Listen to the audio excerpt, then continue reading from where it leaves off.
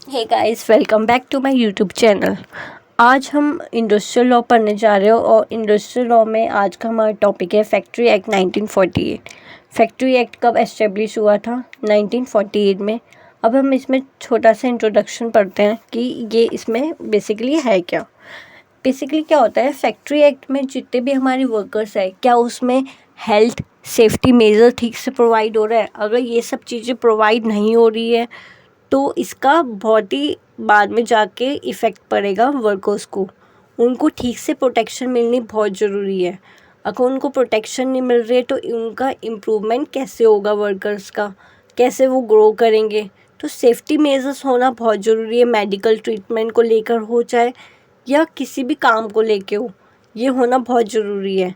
अब ये जो एक्ट है ये इंडिया में तो इंक्लूडेड है ही है, जम्मू एंड कश्मीर में भी ये एक्ट इंक्लूड हो चुका है, ठीक है। और ये जो सेक्शन है ये आता है हमारा सेक्शन 2 सबसेक्शन एम में ये एक्ट होता है, ये एक्ट लागू होता है, ठीक है। और ये किस में एप्लीकेबल है? सेंट्रल और स्टेट गवर्नमेंट में। ओके, नाउ अब हम कुछ डेफिनेशंस पढ़ते हैं कि ये है क्या, मतलब आगे की जो डेफिनेशंस हैं वो हमें थोड़ा ब्रीफ में थोड़ा हम पढ़ते हैं। First is competent person. Competent person क्या होता है?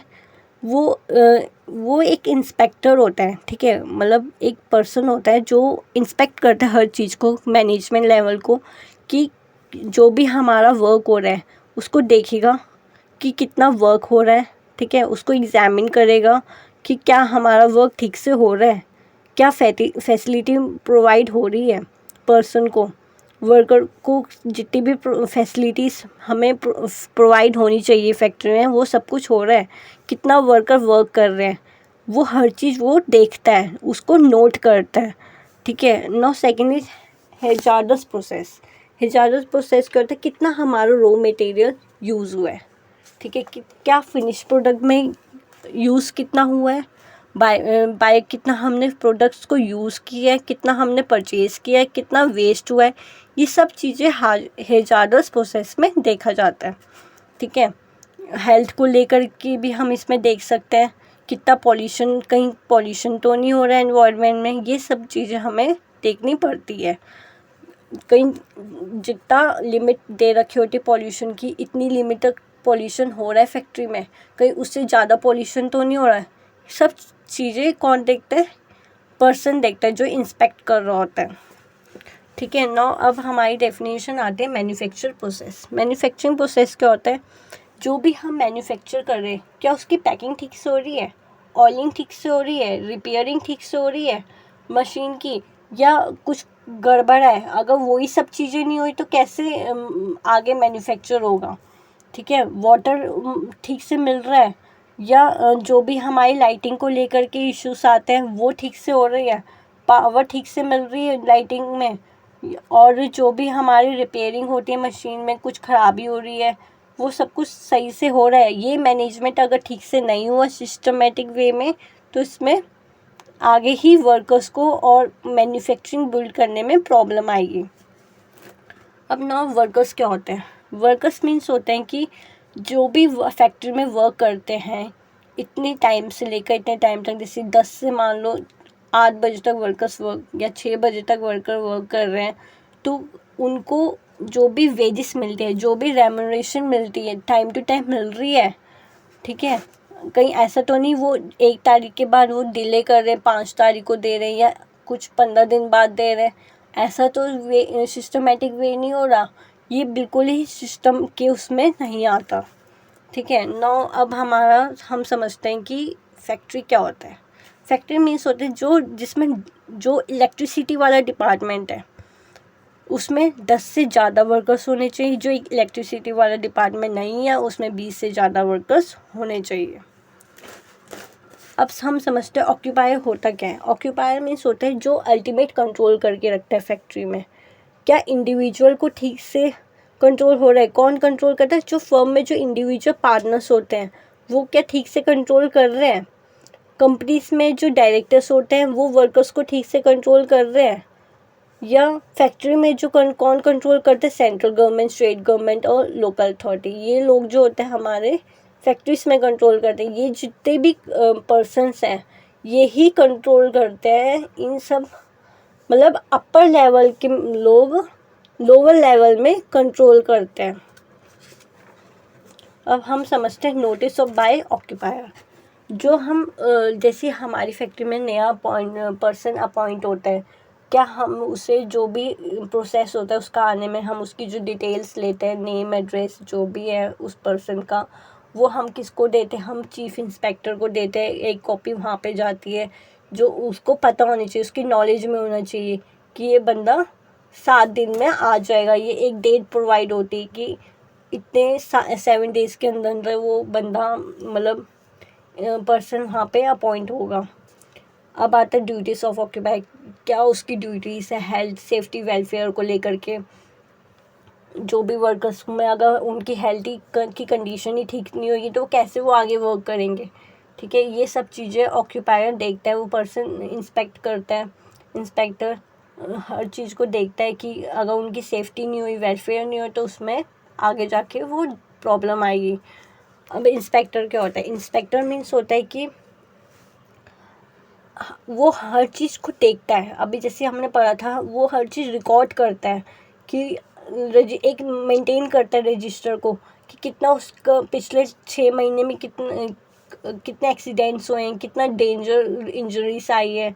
ये सब चीज़ें वो हर चीज़ छोटी छोटी चीज़ें वो मेंटेन करके चलता है। वो मशीनरी को भी एग्जामिन करता है कि कितनी उसके रिपेयरमेंट हुए। ये सब चीज़ें जो हम वो देखता है। ओके, वेलफेयर मेजर्स में क्या होता है? क्या इसमें वर्कर्स की हेल्थ प्रॉपर है, सेफ्टी उनको ढंग से मिल रही है, वेलफेयर ऑफ वर्कर्स उनको प्रॉपर मेंटेन हो रहा है, वर्किंग आवर्स क्या उनको वो पूरे अपने वर्किंग आवर्स में काम कर रहे हैं, एम्प्लॉयमेंट मिल रही है यंग पर्सन को, या एनुअल लीव जैसे वेजिस उनको अगर वो कुछ लीव लेते तो उनको वेजिस प्रॉपर मिल रही है। ये सब हमारे इसमें वेलफेयर मेजर्स में काउंट होते हैं। अब हेल्थ में आते हैं। हेल्थ में क्या होता है? क्या क्लीननेस हो रही है? अगर क्लीन ही नहीं हो रहा है वहाँ पे फैक्ट्री में तो कैसे वर्कर वहाँ पे काम करेंगे? Disposal of waste and influence, ventilation and temperature, उनके हेल्थ का जो टेम्परेचर है, डस्ट एंड फ्यूम, धूल मिट्टी ना हो, आर्टिफिशियल ह्यूमिडेशन, ओवर क्राउडिंग, लाइटिंग होनी चाहिए प्रॉपर, ड्रिंकिंग वाटर की फैसिलिटी होनी चाहिए, लेट्रिन्स एंड यूरिनल्स एंड स्पिटून्स। ठीक है, स्पिटून्स मतलब होता है जो लोग जगह जगह पे थूक देते हैं, उससे कहते हैं हम स्पिटून्स। क्लीननेस, क्या फ्लोर का क्लीन अच्छे से हो रहा है, स्टेयर्स क्लीन हो रही है, बेंचेस ऑफ वर्क रूम ये सब तरीके से क्लीन हो रहा है। अगर फैक्ट्री में क्लीन ही नहीं होगा तो ये कैसे वर्कर्स वहाँ पे काम करेंगे? Cleaning of the floor of every work room, her clean होना चाहिए वर्क रूम उनका। अगर वहाँ पे अगर मान लो वाइट वॉश ही ना हो रहा, कलर वॉश ही ना हो रहा है तो तो वहाँ पे वॉल्स को देखने में भी लोग हेजिटेट करेंगे, मतलब वहाँ पे वो ठीक से काम नहीं कर पाएंगे। हर 14 मंथ्स में वहाँ पे कलर वॉश होना बहुत ज़रूरी है। ठीक है, ये सब क्लीननेस में आता है। ये अगर यहाँ फैक्ट्री में अगर क्लीन नहीं होगा तो वर्कर वहाँ पे कैसे काम करेंगे? अब आता है हमारा disposal of waste and effluents. The effective arrangement shall be made by the factory treatment of waste and effluents. जो भी हमारा वेस्टेज आता है मटेरियल, जो भी हम मैन्युफैक्चर करते हैं वो एक अलग से उसका डिस्पोजल होना चाहिए, मतलब वो अलग ही उसका वेस्ट इकट्ठा होना चाहिए। वेंटिलेशन एंड टेम्परेचर, क्या वर्कर्स का उनको फ्रेश एयर और मेंटेनिंग ऑफ वर्क रूम मिल रहा है? ठीक है, अगर वहाँ का हेल्थ का टेम्परेचर ही ठीक नहीं है तो वर्कर वहाँ पे कैसे वर्क करेंगे? डस्ट एंड फ्यूम, जो भी हमने पढ़ा था कहीं उसमें धूल मिट्टी नहीं होनी चाहिए, इफ़ेक्टिव होना चाहिए, हर चीज़ बिल्कुल क्लीन होना चाहिए। आर्टिफिशियल ह्यूमिडेशन मतलब फ्रेश एयर मिलनी चाहिए। ठीक है, कहीं ऐसा ना हो कि ताज़ी हवा ही नहीं आ रही हो, वर्कर घुट रहे हैं और ढंग से काम ही नहीं कर पा रहे। ओवर क्राउडिंग, वर्कर्स की ज़्यादा लोग नहीं इकट्ठा होना चाहिए, हर वर्क रूम में लिमिटेड लोग होना चाहिए। और एक जो फैक्ट्री का जो एरिया है वो 4.2 क्यूबिक मीटर्स का स्पेस होना चाहिए। लाइटिंग फैसिलिटी होनी बहुत ज़रूरी है। अगर लाइटिंग ही नहीं होएगी तो कैसे अंधेरे में वर्कर्स काम करेंगे। ड्रिंकिंग वाटर की भी फैसिलिटी होनी चाहिए। हर वॉशरूम में वाटर होना बहुत ज़रूरी है। लेट्रिन से यूरिनल्स, इसमें मेल और फीमेल का अलग सेपरेट होना चाहिए। लाइटिंग अलग से होनी चाहिए वहाँ पर वॉशरूम में। मेंटेन होना चाहिए, क्लियर होना चाहिए। अगर वो मेंटेन ही नहीं होगा तो कैसे वहाँ पे लोग वो करेंगे, काम करेंगे, और कैसे वो उस फैसिलिटी को यूज़ करेंगे। वॉशिंग प्लेसेस अलग से होनी चाहिए। स्पिटून्स, लोग जो है हाइजीनिक कंडीशन में होना चाहिए। अगर वो क्लीन ही नहीं करेंगे, जगह जगह थूक देंगे, तो फिर कैसे वहाँ पे वर्कर को प्रॉब्लम होगी, वो कैसे वर्क करेंगे वहाँ पे। सेफ्टी मेजर्स, सेफ्टी में क्या होता है? Fencing of machinery, work on near or machinery in motion, young person on danger machine, striking gear and devices of cutting of power, self-acting machines, casing of new machine, prohibition of employment of women and children near cotton openers, lifting machinery, lift की facility होनी चाहिए, ठीक है। Chain ropes में होता है रस्सी, and lifting tackles, revolving machinery, floor stairs and means of access, pits, sumps, opening in floor et cetera. ये सब चीज़ें हमारे सेफ्टी मेजर में आते हैं कि कैसे हम अपनी मशीनरी को मेंटेन करेंगे, कैसे एम्प्लॉयमेंट देंगे, और कितने हमें जो भी हमारी लिफ्टिंग मशीन होती है, अगर हम ऊपर चढ़ के जाना है, वो हमारी फैसिलिटी होनी चाहिए।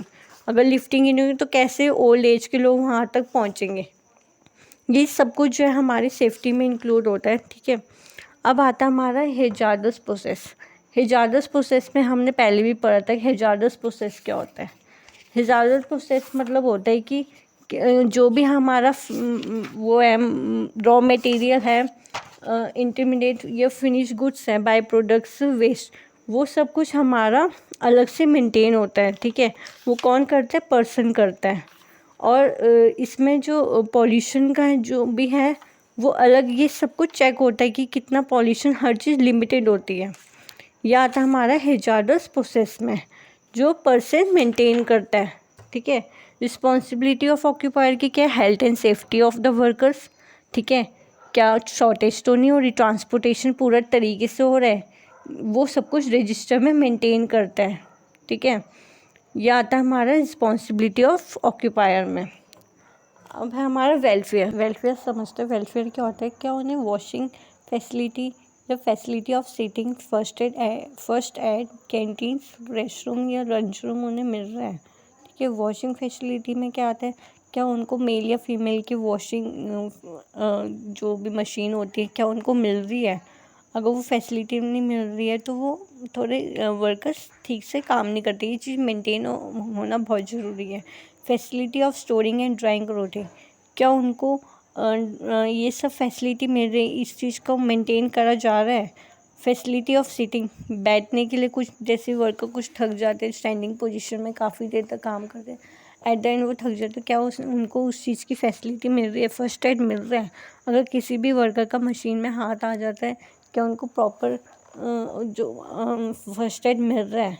तो ये मेंटेन होना बहुत ज़रूरी है। कैंटीन में अगर किसी को भूख लग जाती है तो वो कैंटीन तो जा सके या कहीं कुछ खा तो सके, तो ये फैसिलिटीज़ बहुत ज़रूरी है। रेस्ट रूम, लंच रूम, कोई भी अगर जैसे कोई वुमेन है वो अगर थक जाती है कुछ भी, तो उनका रेस्ट रूम होना बहुत ज़रूरी है। क्रैचेस में क्या होता है? जैसे अंडर एज ऑफ 6 ईयर्स, मतलब जो 6 साल के से छोटे जो बच्चे होते हैं उनको, उनका एक वो होता है, उनको वहाँ के टीचर्स उनको ट्रेन करते हैं उन चिल्ड्रंस को। तो ये फैसिलिटीज़ होनी बहुत ज़रूरी है। जैसे कोई वर्किंग वूमेन आती है तो वहाँ पे उनके लिए, उनका जो बेबी है उनको क्रेचेस में डालते हैं जिससे वो अपने बेबी को भी देख सके, ठीक है। वेलफेयर ऑफिसर में क्या होता है? जो असिस्टेंट पर्सनल ऑफिसर जो होते हैं ये मेंटेन करते हैं, ठीक है। कोई भी लेबर्स को कोई भी प्रॉब्लम आती है तो उनकी वेलफेयर में उनका हेल्प करते हैं, ठीक है। अब आता है हमारा वर्किंग आवर्स। वर्किंग आवर्स में क्या होता है? क्या उन्हें वीकली हॉलीडेज मिल रही है, ठीक है। अगर ये सब चीज़ें नहीं मिल रही है, कि अगर वो ओवर टाइम कर रहे हैं या उनको इंटरवल में उनका रेस्ट मिल रहा है या आधा टाइम कर रहे हैं, उनको उस टाइम की वेजेस मिलनी चाहिए। ठीक है। वीकली हॉलीडेज़ में क्या आता है, जैसे हर हफ्ते सैटरडे संडे उनको ऑफ मिल गया। ठीक है। तो ये फैक्ट्री में ये सब चीज़ें होती है जिससे वर्कर का माइंड रिफ्रेश रहे। शिफ्ट ड्यूटी में क्या होता है, अब हम शिफ्ट वाइज ड्यूटी करते हैं, या कोई डे टाइम में करता है, कोई इवनिंग टाइम या कोई नाइट टाइम। ठीक है। तो ये शिफ्ट ड्यूटी होती है, इसमें सबको वेजेस मिलता है। ठीक है। चाहे वो पहले शिफ्ट करें या बाद में करें, सबको ये सब चीज़ें वर्कर्स को मिलती है फैसिलिटीज़ ओवर टाइम। जैसे ही हमने 6 बजे के बाद वर्क किया, जैसे 6 बजे के बाद मतलब जैसे रात को हमने 2-4 घंटे दे दिया, आधे 3 बजे तक या 5 बजे तक हमने ओवर टाइम किया, तो उसकी हमें वेजेस मिलती है। तो ये हो गया हमारा ओवर टाइम। अब एम्प्लॉयमेंट ऑफ वुमेन, जो 6 बजे के से 7 बजे तक काम करना अलाउड नहीं होता, जो 10 से 5 बजे तक स्टेट गवर्नमेंट उनको ऑथराइज करती है कि ये लोग वर्क कर सकते हैं। ठीक है। एम्प्लॉयमेंट ऑफ यंग पर्सन, ये किस में डील करते हैं, chapter 7 of the act deals with the employment of young person. अब आता है हमारा prohibition of employment of young person, जो कंप्लीट नहीं होते, जो चाइल्ड 14 ईयर्स में कंप्लीट नहीं होते हैं, उनको अलाउड नहीं है फैक्ट्री में वर्क करना। एडल्सन वर्कर क्या होता है, जो कंप्लीट होते हैं, 14 साल उनके कंप्लीट हो जाते हैं, उनको उनको अलाउड होता है। ठीक है। अब आता है हमारा सर्टिफिकेट ऑफ फिटनेस, जो 14 साल के हो जाते हैं, जो कंप्लीट हो जाए, उनको एक फिज़िकल सर्टिफिकेट मिलता है। ठीक है। और तभी वो वर्कर्स काम कर सकते हैं फैक्ट्री में। ठीक है। अब आता है और दूसरा पॉइंट है, a certificate of fitness to work in a factory as a adult. Young person completed his 15 years and fit and full day work in a factory। वो ही काम कर सकते हैं जो उनके 14 साल कंप्लीट हो जाते हैं, वही वर्कर्स काम कर सकते हैं। रजिस्टर ऑफ चाइल्ड वर्कर्स, जैसे अगर हम भी कोई भी वर्कर फैक्ट्री में ला रहे, क्या उसका नेचर है, इसका एक रजिस्टर प्रॉपर मेंटेन होता है, नेम क्या है उसका, ग्रुप क्या है। ठीक है। कितना टाइम उन्होंने काम किया, ठीक है, उनका क्या सर्टिफिकेट है फिटनेस का, ये सब चीज़ें रजिस्टर में मेंटेन होती है। Okay, thank you guys. अगर आपको मेरी वीडियो अच्छी लगी तो मेरे को please like subscribe my YouTube channel. Thank you.